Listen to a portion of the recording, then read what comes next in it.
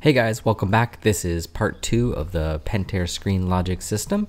If you haven't done so already, please watch part 1 where we show you how to install it, set it up, and get the app working.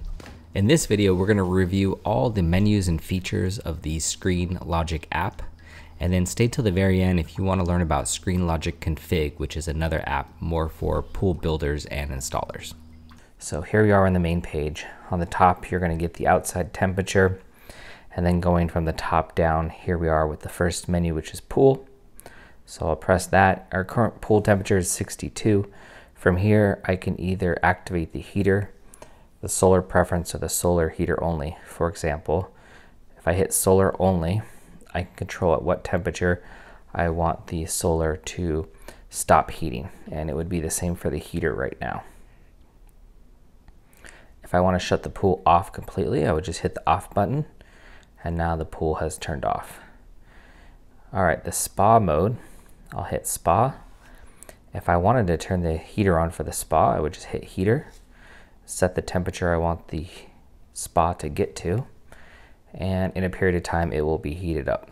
And then as you're in the hot tub, you could potentially adjust the temperature right here at the set point. All right, I'm gonna turn the heater off. The next one down is lighting. And from here, you have two sub-menus.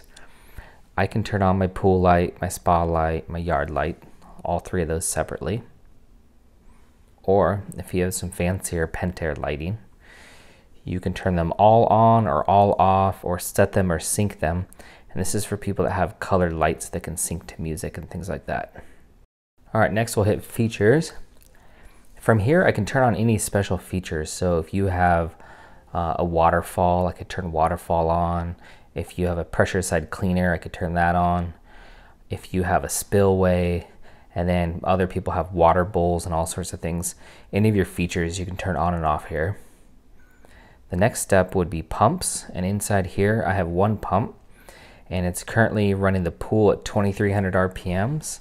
If I wanted to adjust that, I could, although I would tell you to screenshot this before you adjust anything, because your pool builder likely programmed it to have the proper RPMs for the right amount of water flow. So a pressure cleaner, it would increase slightly. When I turn the spa on, it increases a ton. Anytime I turn the waterfall, it increases a lot. And then what's cool at the bottom is you can see power usage. So at 2300 RPM with our variable speed Pentair pump, we are utilizing 874 watts. And if you had a flow meter for gallons, very useful, but most people don't. That would be at the very bottom. Our IntelliChlor, that's for people that have a salt cell.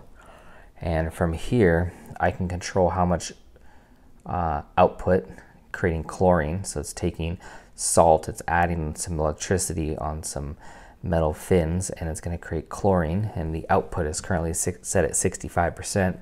So when you do your chlorine test once a week, if your chlorine's high, you could turn it down. And if your chlorine's slightly low, you can turn it up. And then at the bottom, we'll tell you your salt level. Currently, the salt level is 3,500. If that number is significantly off, up or down, you'll want to do a salt test first to make sure that this IntelliChlor is accurate before you mess with anything. I have another video on how to do a salt level check, and it's very easy in my video. All right, next down is schedules. So we'll hit here and we'll hit schedules. And you'll see here that I have my waterfall turn on every day for 5 minutes from 3 to 3:05 and from 12 to 12:04. And that's to push out debris and leaves. And then in the winter, the pool runs from 10:50 in the morning to 4 o'clock at night. That's just before the power prices increase. So that'll become much longer during the summer heat. I'll increase it to like 8 hours a day. Then you could also have an egg timer just to turn, let's say, your waterfall on for 3 hours and then shut off, or yard lights on for 2 hours and then shut off. So that's kind of cool. All right, next one down is history. And here, this is a sub-menu for temperatures. And it'll log all your temperatures throughout the week.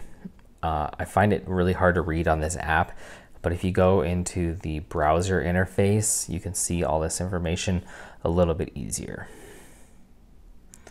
Also, if you have some fancier chlorine, pH testers, you could see what your pH is throughout the week. All right, the last one here are systems alerts and delays. Currently no system alerts and delays. Cleaner is on a delay. If I wanted to cancel the delay, then the cleaner would kick back on. Okay, so that's almost a full overview. At the very end here, we're gonna have settings. And here I can toggle this and it will sync the time from my phone to the IntelliCenter, which is just the pool system. And you can also have a dark theme.